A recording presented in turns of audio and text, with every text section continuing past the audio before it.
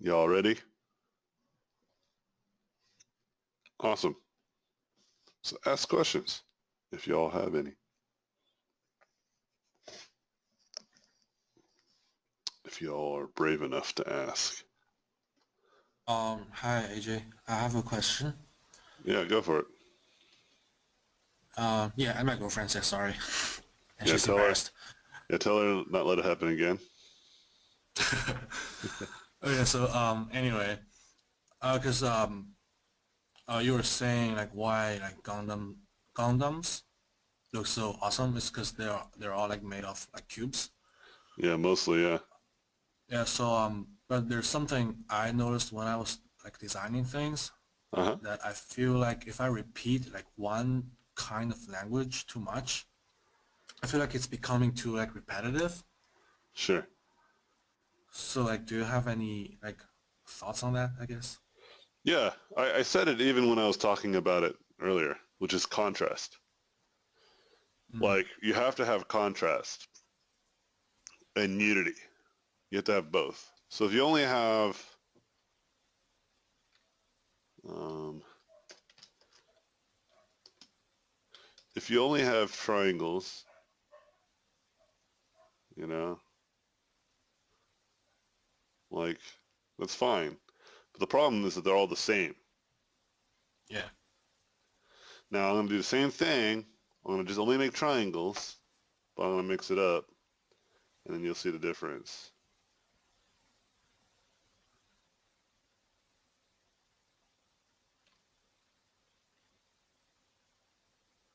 Right? Like, which one is better designed? One on the top or the one on the bottom?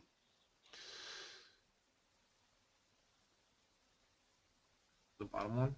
Yeah, right? Because the one on top is kind of boring. Mm, It's because this is all the same. They're all like the same ratio, where this one, there's some different ratios here. Right? Um, it's the same thing in writing, right? If you were to write, uh, I have big shoes, and then period, they are big, so big. You keep using the word big as the only mm-hmm. adjective. That's in writing. They say you should avoid that. That's why there's a thesaurus, right? Yeah. So you can come up with different words to use that describe the same phenomenon or whatever or feature. You understand? I believe the same works for art. You have a triangle. That's the word big.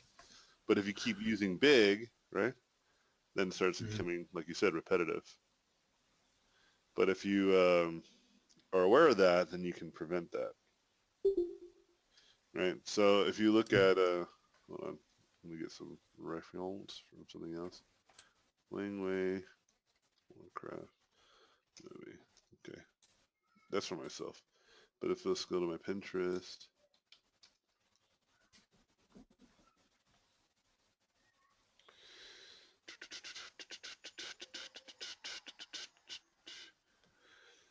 like none of these cubic kind of shapes are the same, you know. Mm-hmm. And even within them, they have detail, and the detail itself is also not the same. And what I mean by this is that there might be angular detail like all around, and there's these little circle screws, right? Yeah. But they're not placed in the same spots. They're not predictably placed either. But they are the same kind of features to spread throughout. You understand? Mm-hmm. Yeah. So you look at something like that, and it becomes much clearer and much easier. And the funny thing is, like, real machinery sometimes has the same kind of aesthetic. This is not real, but just to say, like, they have that same kind of, we use the same sort of shapes and forms consecutively, and mostly because of manufacturer purposes. But the reason why our eyes really enjoy, like, why does our eyes really enjoy this? Because it finds recognizable patterns, right? But Mm-hmm. they're different enough that our brain learns something new from looking at it. You know, Mm-hmm. there's like an allure. So if you look at something like this,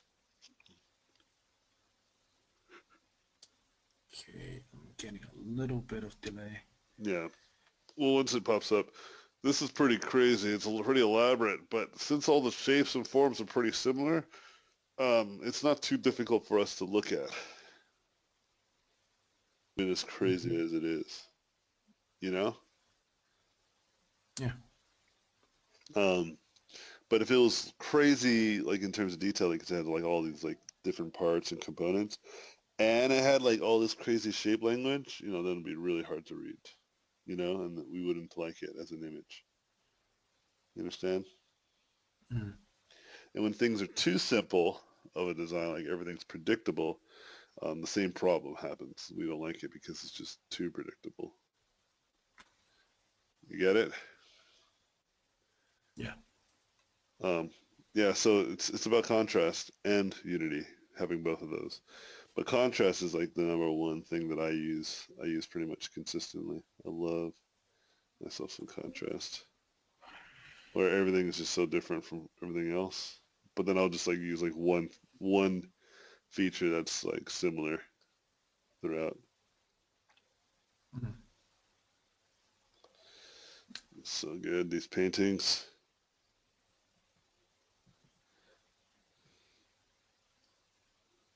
Yeah, because sometimes when I paint, I mean that kind of mentality, like okay, I already used like stripes on the torso, so I would always like try to avoid that for Yeah, like maybe the lower body.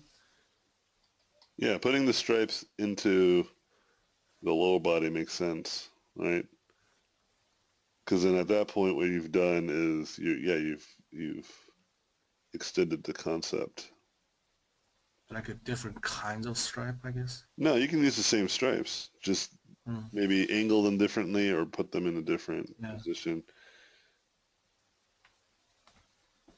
But Oh, okay. yeah, it's the problem is not as severe as you may think it is. The reality is you just want to avoid. Excuse me. Bless you. Thank you. You just want to avoid predictability, I guess, whenever you're just using the same shapes. Mm. Here, I'll do something pretty soon. Hold on, just let me paint. Because I do it all the time. I'll like find ways to like reuse a certain shape or design. Mm. But like I said, it's all about variety. I'm sorry, yeah, contrast and unity, and just being consistently aware of that. And the more you practice it, the more you'll do it. Do a good job. Okay. Cool. Yeah, like I'll do something similar to on this painting,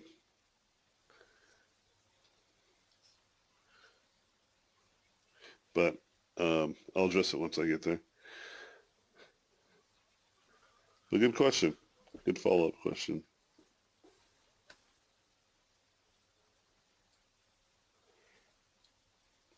Yep. Any other questions? Hello, Hey, what's up? You're expelled. I have. Okay, can I ask now? Yeah, you go ahead, I guess. Uh, in your freelance work, how do you charge for character concept art? Oh, I do. The I gave this answer actually the other day. I'm sure you were there when I was talking to Issue. I just do everything hourly. So you just ask yourself like, so they're like, hey, we want you to do a character concept. It's going to take 2 weeks to do, right? Or we'll give you 2 weeks to work on it. Then I just do like again, if it's a flat rate, then I just do the math. So how long does a week worth of work look like, right? And I just do the math and I yeah. said, this is how much it's going to cost you. So if they ask for more iterations I or add I more add that all time, I add that all into the equations because sometimes they just say they want a flat rate, right? yeah, And so I include like, okay, I'm gonna like it's gonna take me 2 weeks or a week, sure, but the first few days I'm gonna have iterations done to show them so they can give me some feedback, and then after that I'm gonna work on some more, and then after that so on and so forth, and that's all counted for. You understand? yeah, Yeah, because if you don't do that, if you wait till 2 weeks and then you turn it in and then they don't like it and you have to spend another 2 weeks on it, right? That doesn't necessarily mean you'll get paid for extra, right? Especially if the contract says a flat rate of whatever, right? You got to make sure if like you say, look, if it goes beyond the 2 weeks, you got to like literally communicate this with the client that they don't, uh, if they're not cool with it, or they want to know kind of how you work. You just be very clear. Look, once we get to a certain stage, right? Yeah. Um, then I'll be charging daily for every day we go beyond the initial um, contract. So you protect yourself, basically. Yeah. Yeah, you got to be very cautious. And sometimes it's not entirely too that these people are very malicious and trying to hurt you and try to take advantage. Most of the times, I would say probably they are, but there are obvious. The better you get, like the more professional you become, that becomes less and less. But in the beginning, they definitely most people will take advantage, and so you have to be very cautious. Um, but as you start to just talk with them, you can kind of feel them out and figure out the kind of client you're going to have. You know. Yeah.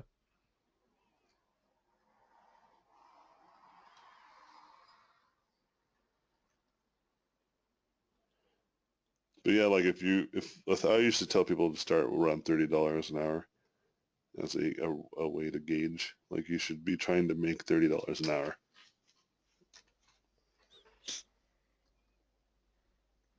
So if it doesn't add up to that, then you have to reconsider.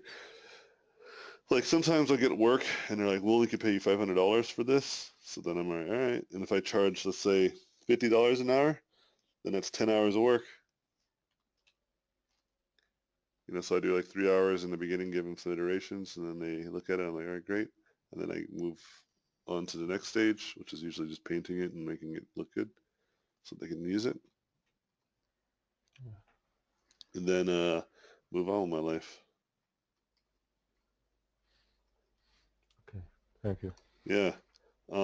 Because if I go a little over, let's say I do $50 an hour, but then like I don't spend 10 hours, I spend 12 or 13 or even 15.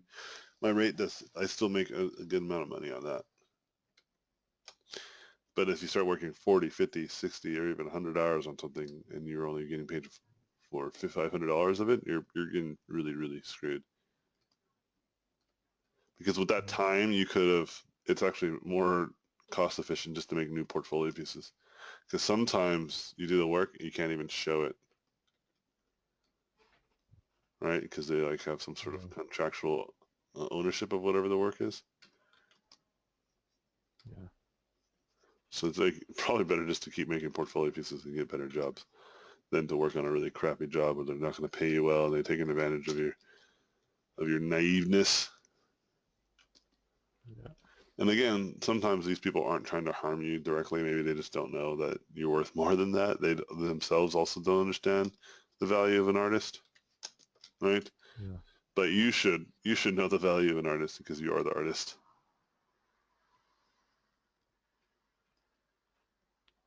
Most of them just want really cheap, Yeah, which really is cheap artists. understandable. I get why people want that.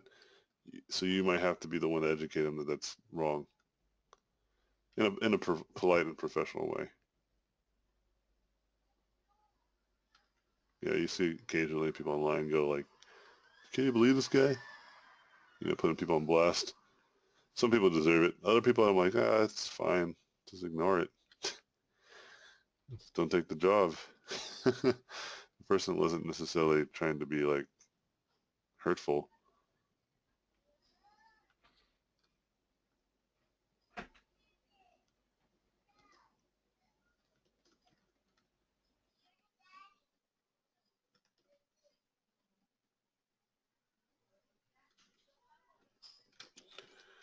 Any other questions?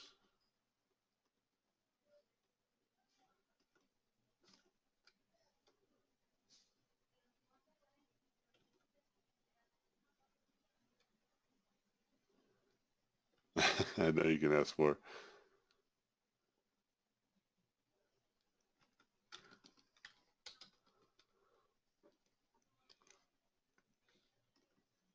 I think you could just ask again. I don't think anyone's gonna ask.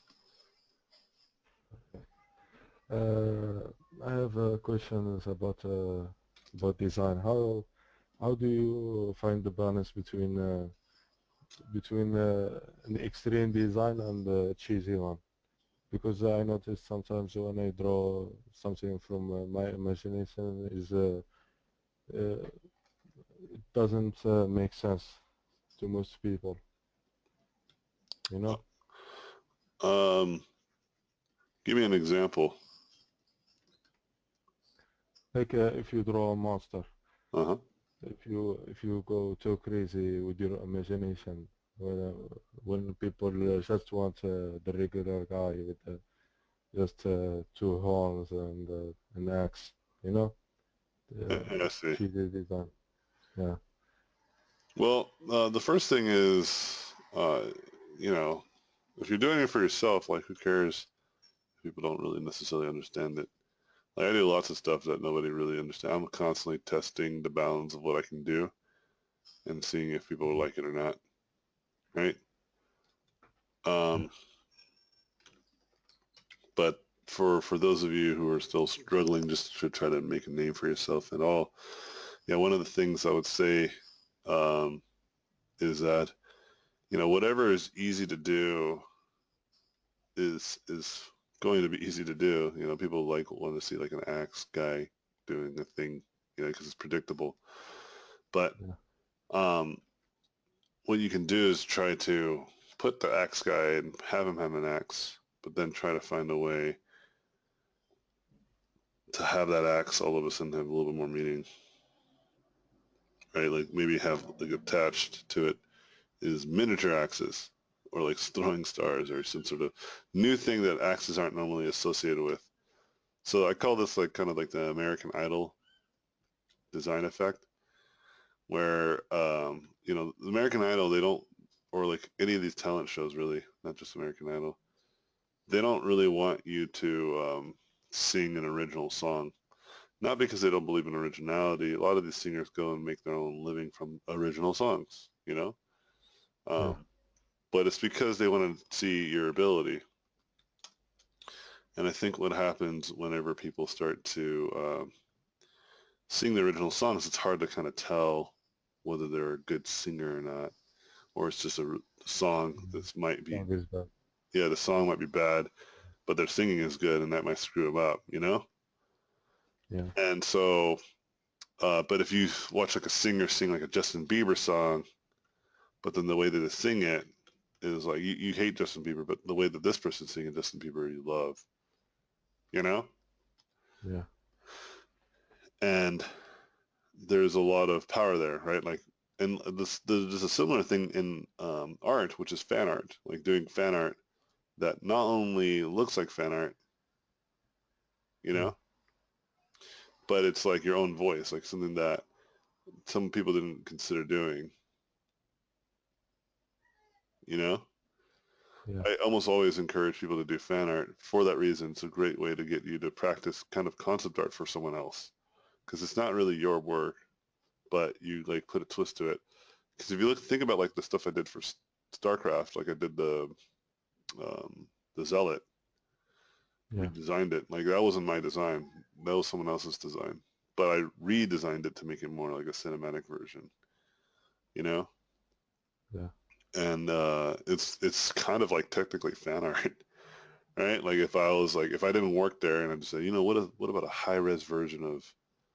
um, a high res version of StarCraft, right? Like a Protoss campaign. That's kind of what I did, but I got paid for it. And I did fan art for this game called Robot Unicorn Attack, and I got commissioned to work on Robot Unicorn Attack. oh, Yeah, that's kind of what I'm trying to say. Is like it's totally a really valid way of getting better at like trying to push generic ideas. Like try to take a franchise that you really love, but then make it go beyond. And it's kind of like taking that generic idea and pushing it. And when you do that, then you start seeing how you can do that with your own work. yeah. I right? do a lot of League of Legends fan art, but someone told me that it's too desperate and they're probably not gonna hire you. Who told you that? Was it another student? No, he's working now on Riot Games. Did he do fan art? No, How did he get a job? he's just good with matte painting and stuff like that. Who is this artist? Do I know them? I don't know. You probably know. He's a very young artist from France.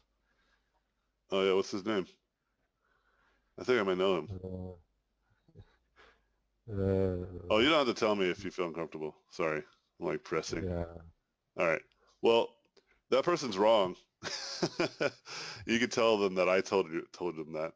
And the reason why I could tell you that is because like the majority of people that Riot hired were people who did fan art. They hired a lot of people who does just fan art. It's not desperate at all. Blizzard hired Wang Wei, this guy right here, specifically because of fan art, right? yeah, Like he's not wrong about just being good either, right? Having really good work that stands out, you know? yeah, But to think that Riot Games is going to think you're desperate because you do fan art, I don't believe that at all. Not for 1 second. Um, what they care about is just good work, regardless of fan art. And what fan art does is it shows them that not only are you a fan of the game, um, you could bring something to the table. Now, the question is it good? Now, if it's not good, because here's the thing. I think a lot of times people just try to be nice, right? yeah, Like they like trying to be nice to you instead of just telling you that you're just not good enough, yeah, maybe. right? That's most likely the reality. It has nothing to do with whether you're doing fan art or not. You're just not good enough to work at Riot Games. Okay? Yeah, That's probably the most reasonable explanation. Okay? Why you're not working there yeah, now. It's not because you do fan art. Like Riot's like, oh, he does fan art? Well, he's desperate. Like, no, because there's tons of people that do fan art that they don't hire and they don't think that way. But there's tons of people who just did fan art and they got hired because of how good they were. Right? They do contests and they hire people from these contests. You know, like if you're yeah, good, you're good. There's no disputing good stuff. That's what I'm trying to get at. You know, and so I would counter his argument and say like, no, fan art is totally great. Like I literally got my first job doing fan art that had nothing to do with the company, but like just fan art in general. I did this Smash Brothers painting. It was yeah. I called, saw it. yeah, I did it, and then the game director at Sony had that as his backdrop, and then they were hiring a concept artist, and he's like, I wonder if this guy's a concept artist. So he looked into me, and he found that I was, and he's like, oh, cool, we should hire this guy. This guy's freaking awesome. And then they made me do an art test because I didn't really have anything that proved that maybe I can do the work that they're looking for. So I did the art test, and then I killed it. They loved it, Mhm. right? Yeah, And I worked at Sony Santa Monica. You know, nice. it is nice. That's what I'm trying to tell you though. Like it's because and like I got my job at what you call it. I got my job working on Robot Unicorn Attack from fan art. You know, Yeah, so he's 100% wrong. Now, is he wrong to suspect that you're not capable of working there now? No. Like I agree with that. Like you still have quite a bit, right? Like you did really good, but you have to yeah, compare yourself to the people that work there, and they're really good. Even the people that do fan art. You know what I mean? Like they're yeah, very good. Okay? They're very good artists. That's why they got the job. It's not because necessarily they did fan art. What I'm trying to imply is that fan art helps a lot, especially when it's good. You know? Because yeah, you're demonstrating that you're a fan of the project, but also you can bring something to the table, and that's the key here. If it's just like if you just draw a carbon copy of whatever they already have, you know, Like you just Yeah. literally just copy like a Nidalee painting, like illustration. Like you're not adding anything to it. You're just basically drawing what they already have. I'm not sure if they'll be excited about bringing you on board, even if you do a good job. Mostly because you're not bringing anything new. They already have an artist that can do something like that, but they bring something new every time they do. You know? Mhm. Yeah. So then the question is, what can you do to like make people inspired by your work? Make sense? Yeah. And fan art is a great way to do that.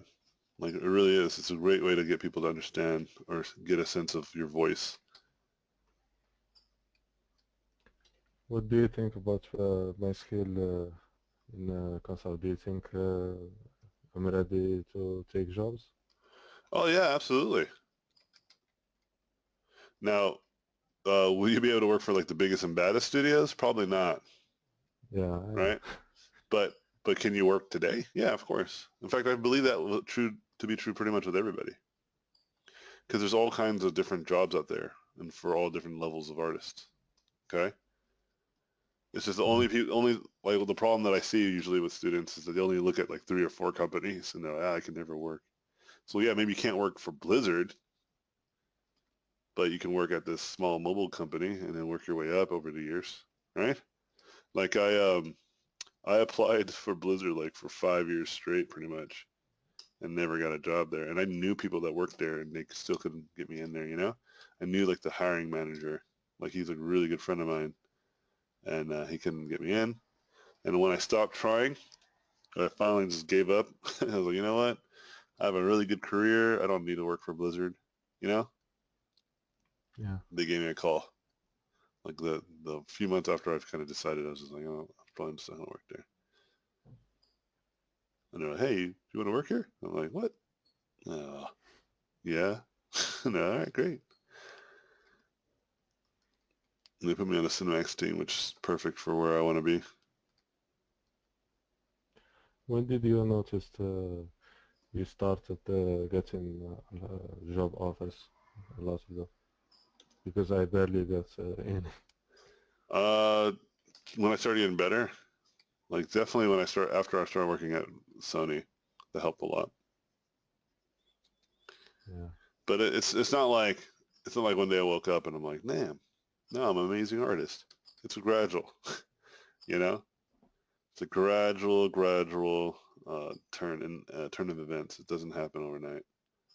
Like that's why I always encourage you guys to keep applying, keep trying to go to these events, get people to portfolio review as often as you possibly can, because you're just casting more and more nets into the sea, right? And then more Yeah. importantly, you're trying to gauge what people want from you and what you think you need to do to improve your portfolio. Don't get distracted with every single criticism, obviously, but at the same time, pay attention to why these people are saying this. Whenever you get like weird advice, I usually say just take it as just a hard no, and that you're just not Yeah. good and they don't like your work, because that's usually the reality. When people are like really weird with their criticism, they're generally Yeah. just trying to be nice and they're just trying to find a way, like, oh, you don't have enough environments in your portfolio, right? That's a weird one because I know plenty of people that have no environments in their portfolio and they get jobs just fine, me Mm. myself included, right? Yeah. So that's not a real criticism. It's like they're just trying to find something that they can say that's not a direct, you just suck and we can't hire you because you suck. Right? Like, Yeah. and that was something that I didn't realize for a while. I was like, why did, I guess I need more environments. I kept doing that and I was like, wait a minute, but so-and-so doesn't do environments and et cetera doesn't do characters or whatever. I was like, oh, maybe I'm just really bad. And they're just being really nice to me. And that's why I was like, oh yeah, they totally are. Because like one person would be like, oh man, like this is some good work, but you just need more of this. And I'm like, okay, I can get it.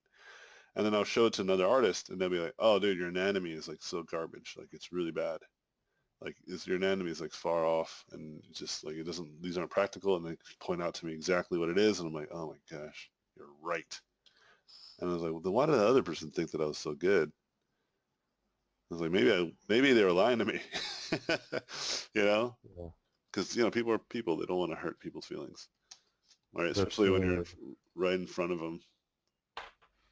that's why I took your class because Yeah, many people were starting to say, especially these latest months, started to tell me that my work is good, but I don't get jobs. yeah. Like you're definitely able to get jobs, and you definitely have good work, but it's not as good as like biggest and baddest studios would. I don't think Riot would hire you, right? I don't think Yeah, Blizzard or any of these companies would hire you. And if you say, well, why not? I mean, that's you got to just take a look in the mirror kind of thing moment, right? Like this is the kind of stuff that they hire, right? yeah, It's like there should be no delusion is what I'm trying to get at. Like there's no reason to be naive. Like there's access to the artwork that they have. And don't look at the lowest common denominator either. Don't look at like the most entry level artist that gets to Blizzard. Look at the high end ones that stay at Blizzard, you know, yeah, and make that your goal. And it might take you 5 years like it took me. I think it took me 6 years actually, right? yeah. And then one day you'll get hired and be like, oh yeah, I'm good enough, you know, and it's no big deal. And you'll have different priorities in your life. You realize art is just like whatever. Getting good at art is not a big deal. You know, right now I get it. You guys are just starting out and everything's confusing and you don't know what to do with your life kind of thing. But trust my insight. Like you'll be fine. Just keep working at it. You'll be fine. But can you work today? Yeah, there's mobile games and companies that look for that kind of artwork and style. And it might not seem as glorious as like Blizzard or Riot or whatever. Trust me, some people I have really close friends who left Blizzard to work for these mobile companies. You know, Yeah. like it's not necessarily. It's just it's not the job that defines you. It's the work that you do that does, right? And if you don't enjoy the work you do, it doesn't matter where you work. You're not gonna like it. You So know, should I apply to those smaller companies yeah. or And I just said like the best way to do this is to actually go and talk to these people because I it, can't do that. as soon as you say you can't, then you're right. You totally can do No, it. because where I live, there is I can't get art jobs here. It's impossible.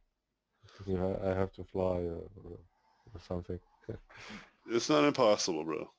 As soon as you think it's impossible to do anything, then you've already set yourself up for disaster. Because that mentality is like you don't want to be. Here's a great example of thinking. You don't want to be the person that says all this, and then another person from the same country or from the same town goes out and does the thing that you thought you couldn't do. You know what I'm talking about? Like there's some other artists that like left your country or found a way to live in the same country and do the work that you thought you couldn't do in the country or city, right? Now, Yeah, am I saying is it easy? Nah, I'm not saying that at all. I'm just saying it's not impossible, right? yeah, yeah. I know. Because there's like I'm trying to Maciej do that. Kaczar, for instance, he lived in like a shitty shanty town in Poland, right? And he left, and he's one of the most renowned concept artists in the industry, Yeah, right? Like he that's what used I'm to be trying like a to do. janitor, like plumber. I was a plumber. He was like a janitor, like worked like really. There's like a civil unrest or something going on in his country. It was like pretty bad, and he figured it out. You know, Yeah, like I said, I'm not saying it's easy because I don't understand those parameters. I just know this is that you can be the person that figures it out and inspire all your other countrymen. You know? yeah. I will do that. Yeah, like and it could be something that you didn't think could be possible before, or something that you didn't think to do, which is maybe make your own studio, right? And just hire some of your local artists, like friends of yours that live there, or people that you believe are qualified to help you kind of maintain this, and then bring the work to you instead of you going to the work. I see that all the time. Yeah, You know? Like don't be so quick to think that it's so difficult. Um, Trojan Horse is a Unicorn. You know that event, right? It's a huge event. yeah. I'm hoping to go there next year. Yeah, that's what I'm saying. Like go to these events, right? But think about that event too, right?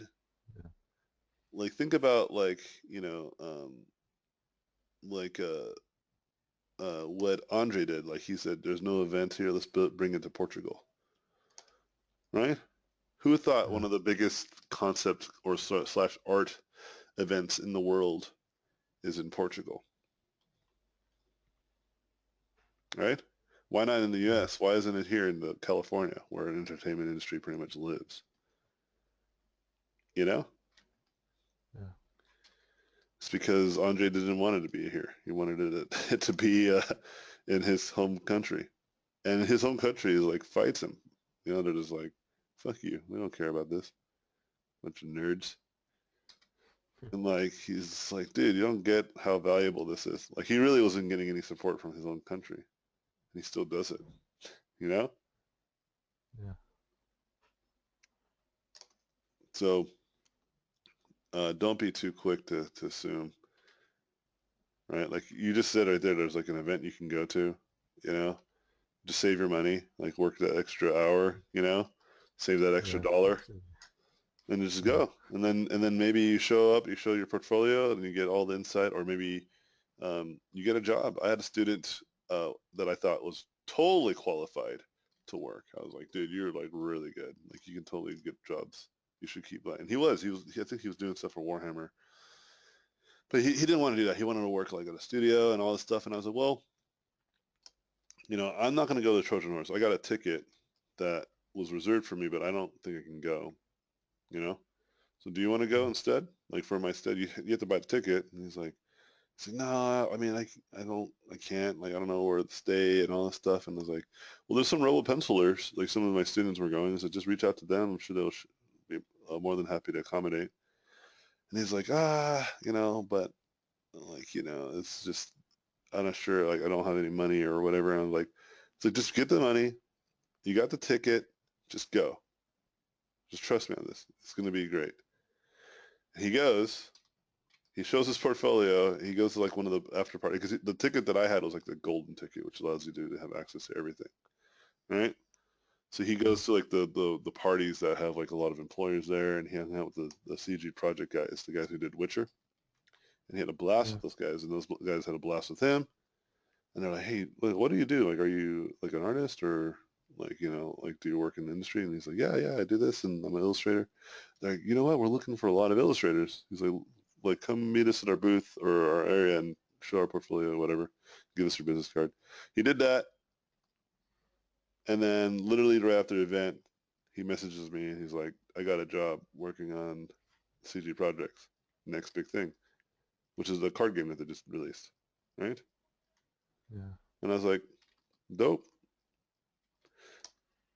Because when you go to these events, it's hard to turn people down when they're standing right in front of you, yeah, you know? tot- And the worst case scenario is they'll just hopefully give you really good advice, or maybe you'll start collecting a lot of feedback that you weren't getting by yourself in your room, you know, in your yeah, pajamas while you're painting, right? Like you're getting some real practical advice. When I was first starting out, I went to almost every event I possibly can get my hands on. And the thing was too is that I live in California, you know, yeah, so like that's not very difficult to go to like plenty of events. There's so many events, yeah, right? So I just went to as many as I could. Like literally, I just try to go to as many as I possibly could. I almost, well, one of my teachers in one of the classes when I was going to school kicked me out of the class because I was always gone. And I was like, but this is like for my career. And she was just like, oh, I don't care. Like, you need to be here. The rules are rules. And I'm like, this school sucks. Like, for instance, Issue is starting to do some work, right? And it's great. I'm proud of him.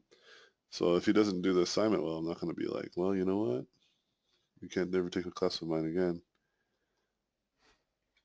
Because that's not the point of the class. The class is to teach you guys how to work well and become great artists and maintain good lifestyles that will help you be happy, right? I'm a mentor. I'm not just a teacher.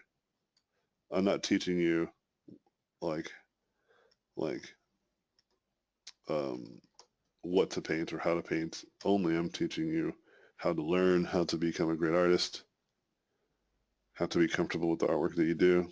You know, Yeah. So that way you're prepared, because I am really confident that like 90% of you guys will get good jobs in this industry.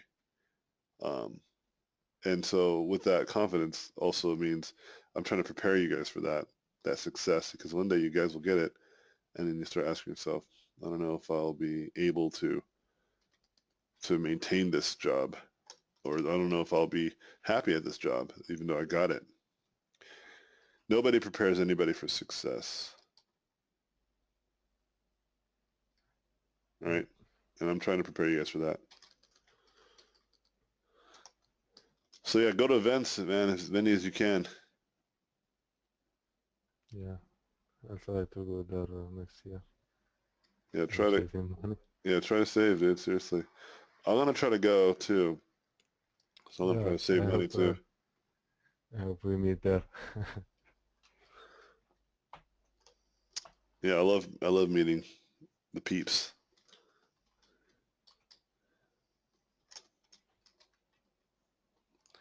Any other artists? Or I'm sorry, any other questions, artists? Okay, thank you. Yeah, dude.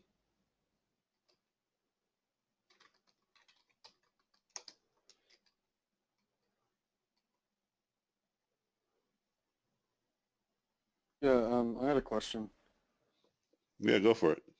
Um, when you're character designing, I was wondering if you ever, or rather, should people avoid foreshadow in posing just for character design to sort of get Oh, the feel for foreshortening. them as opposed? Yeah, foreshortening. Sorry. Yeah, usually, like concept art is supposed to be useful to an art, like another artist, like a modeler or animator.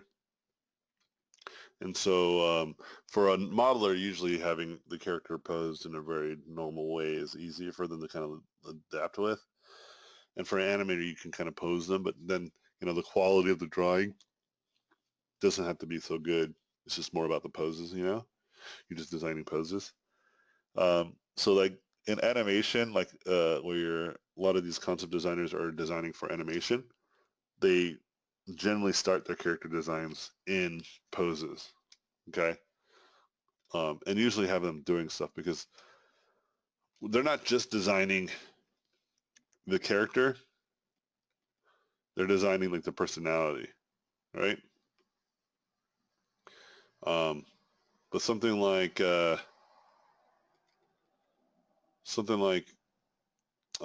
like a video game or something, or even film, like yeah, you can just have your character just chilling like a villain. Yeah, there's no reason to put them in any kind of extraordinary positioning. Okay, cool. Thanks.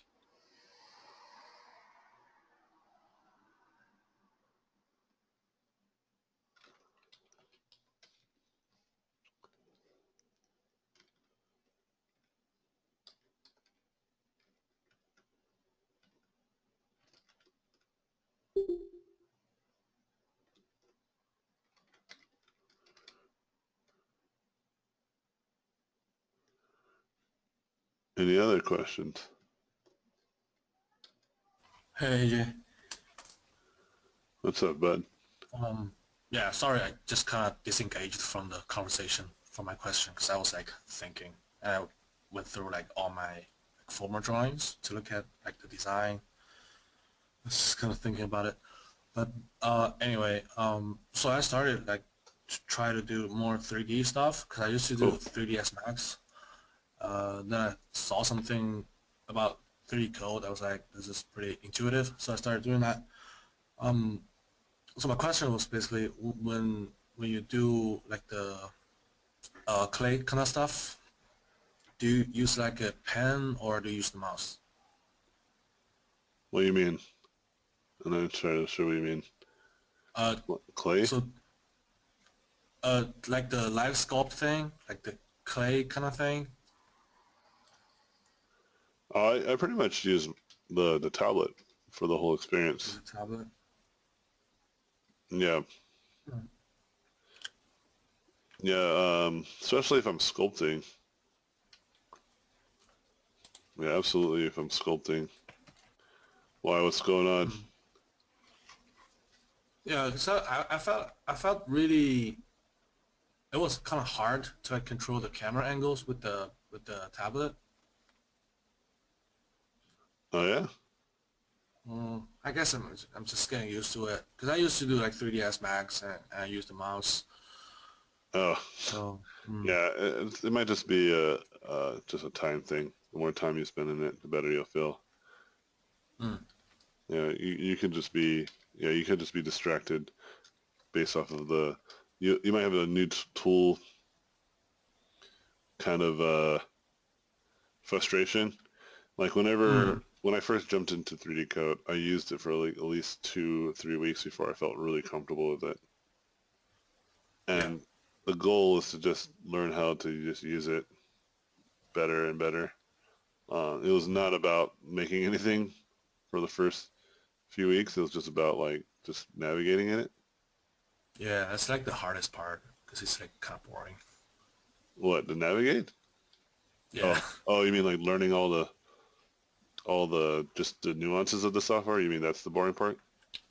yeah. I feel like it's the hardest part. That's why I never got through like ZBrush. Yeah, it's a really good point because you're just saying, what you're telling me is the main reason why a lot of people just suck.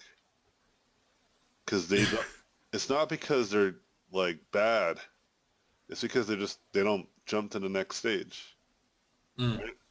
And you're one of those people that just do this too often, and you got to just stop doing that.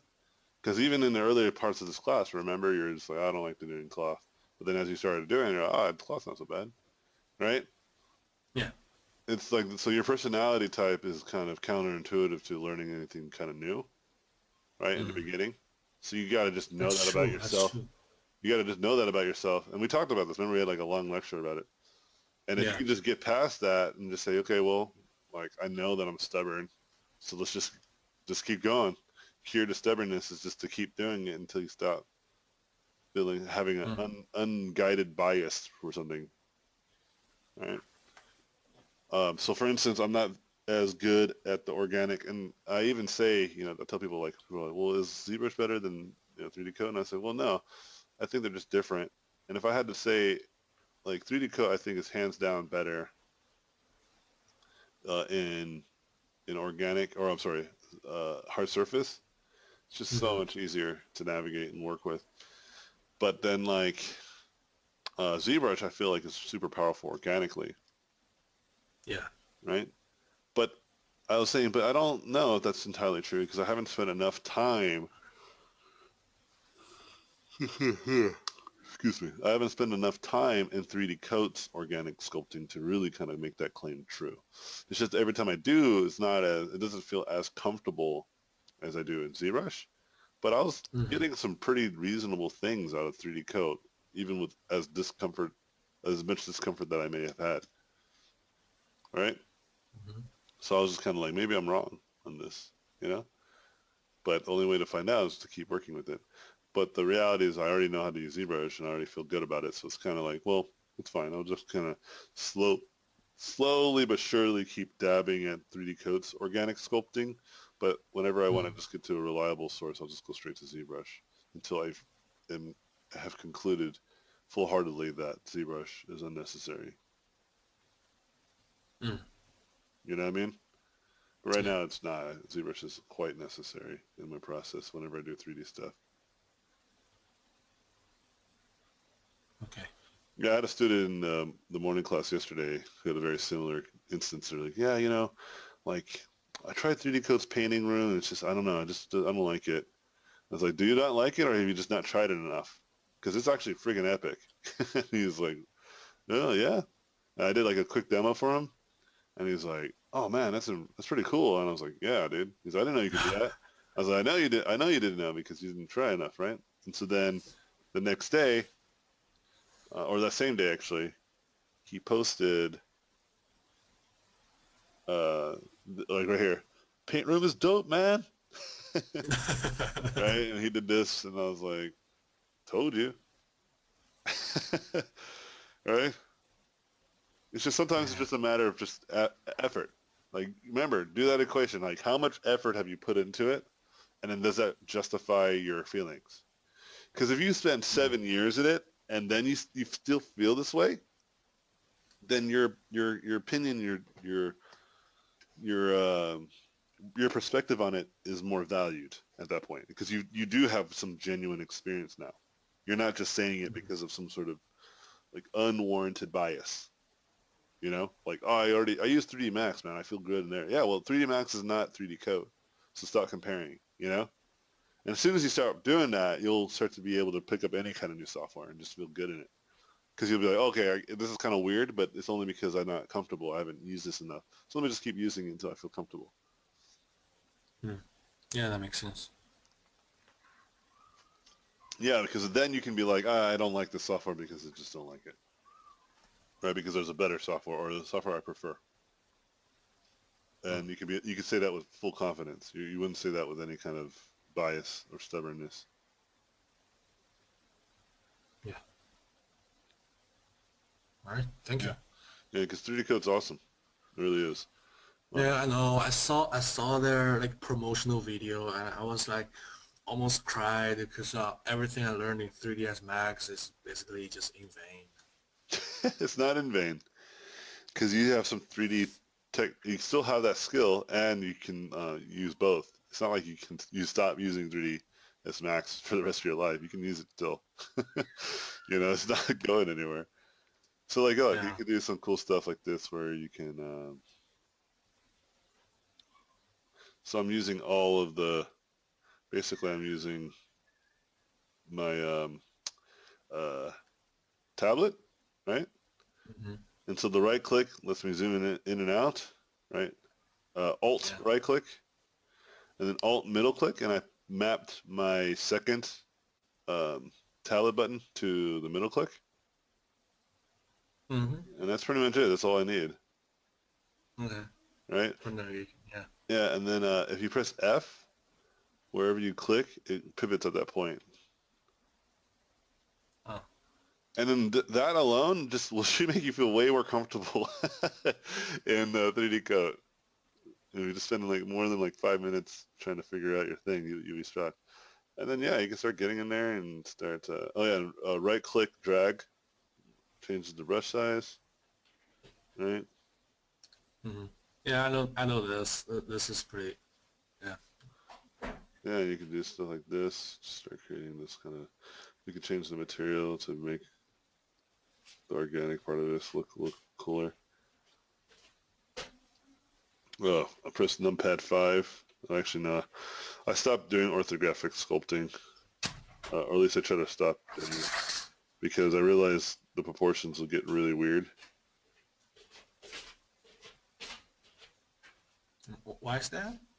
Because the proportions get really weird. They're not as I would like them to be. Because then when I go to put them in like an actual 3D software or like a game engine or something, it looks off. Oh. Oh, okay. That's one of the main reasons.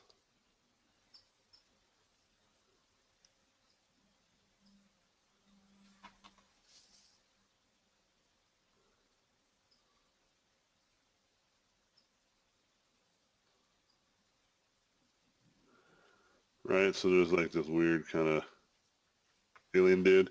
And all you gotta do Mm. is turn this to surface mode. That's what I realized. Actually, let's change the resolution. Let's get into the millions.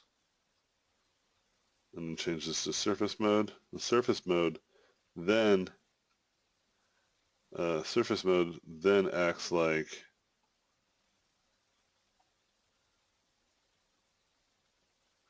yeah, surface mode then acts like uh,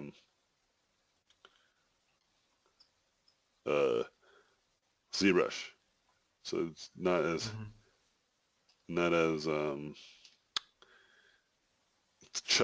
chuggy because whenever you go to voxel mode and try to do some sculpts like this, it gets real hard to do any kind of like detail work. Hmm. And you can do stuff like this. You can change the material if you feel you want to get a bit of material going on.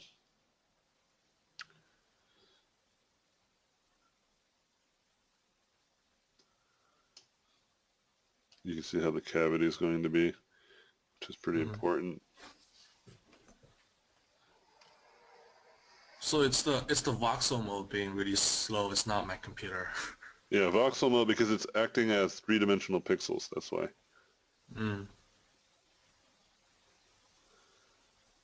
Yeah, but when you switch it to surface, you'll see a significant difference in terms of performance. Because this is I acting like just ZBrush. Because ZBrush is not real 3D. It's like fake 3D. uh-huh. And that's kind of why it does the problems that you discover. Where 3D code is real 3D, especially in voxel mode. Like those are real. Like you can cut a hole in your sculpt. You know.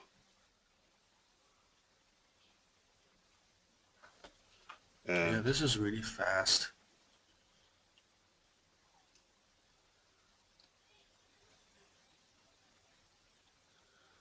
oh yeah, and Dynamesh is like a thing that you can see in ZBrush when people are like, well, what about Dynamesh? Dynamesh is like a thing.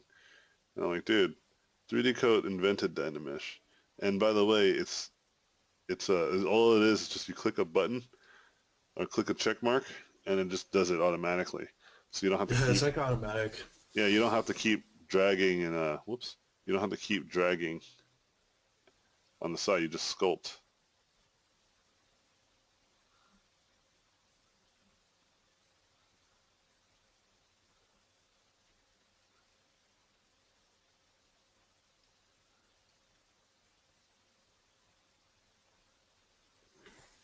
Yeah, it's pretty fun too to sculpt in here. But like I can already feel the difference. Like, whoops, you know what I mean? Like I can already feel a significant difference in terms of um, the brushes that I get to use in ZBrush versus 3D Code.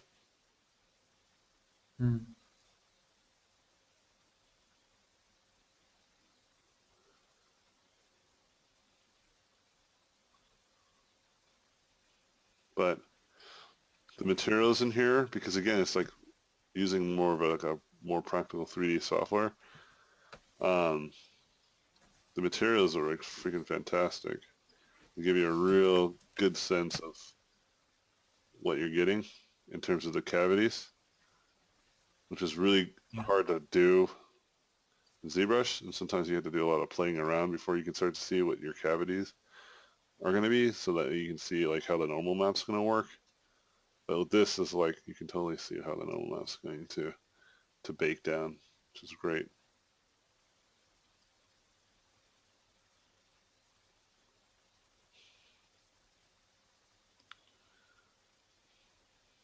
So would you like recommend learning ZBrush at the same time, or just kind of focus on 3D code? Just focus on 3D code for now, and then come back to ZBrush every now and then. Especially if you already own ZBrush, then yeah, there's no reason why you shouldn't just get back and forth on it. But if you don't, then just like if you have 3D code, just stay on 3D code. Like try not to build any kind of like because like I said, a lot of the reason why I probably still do things in ZBrush versus 3D code is because I just feel more comfortable. That's what I was trying to say, you know. But like what I was trying to teach you is like, but I know that, you know, I'm aware of this, right?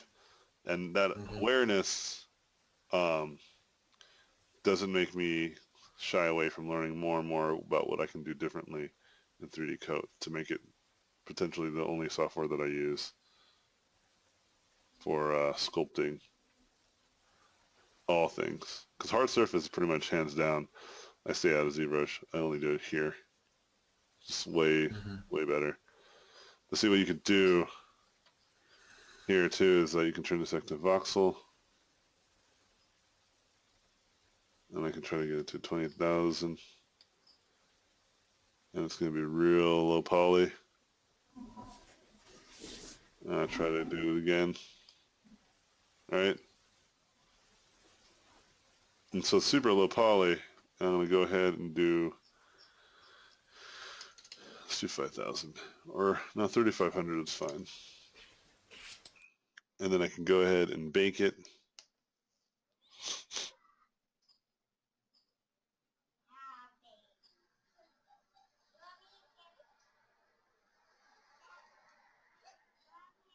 right, so now there's a low poly version of it. And then you can go in here and bake it.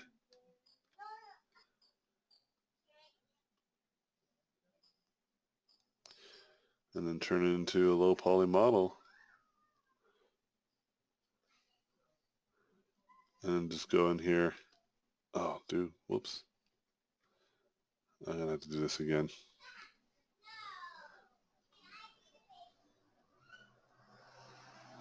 Okay, here you go. Okay, now I'm gonna bake it.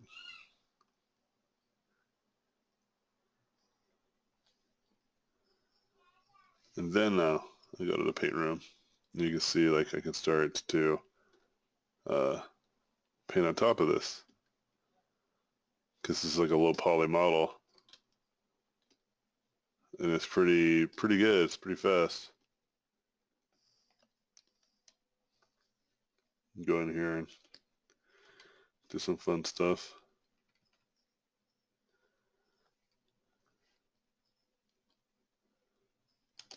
You know?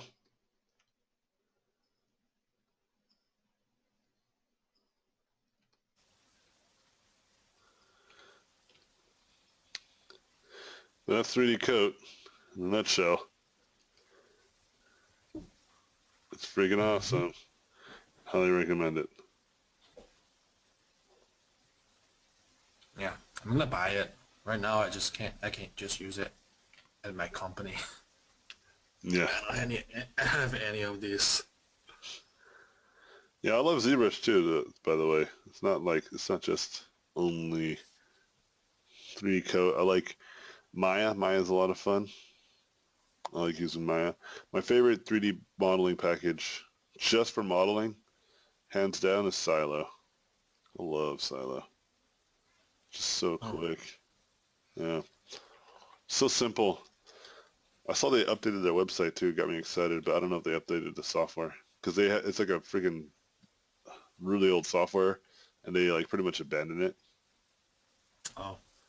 But it was so good. It was on the right track of being like a really premier, like simple to use modeling package.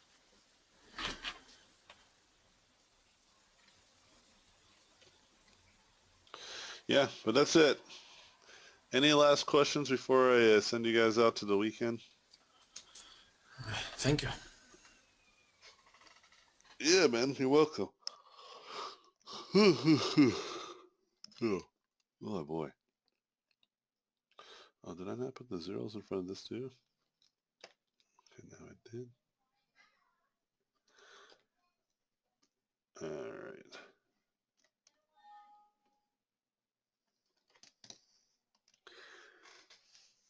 Yeah. All right. Well then, appreciate y'all. You guys are awesome. I hope you guys have a good holiday. Enjoy. Don't party too hard. And I'll talk to you guys soon. Yeah, you guys have a good one. Be sure to work with each other, hang out with each other if you guys have an opportunity to over the break to get your work done even further. Peace out. Happy holidays. Oh, the next meeting, I think it's January 3rd, or for you guys 4th. I'll remind you guys when it comes around. Peace out. Thank you for watching this video. I appreciate it.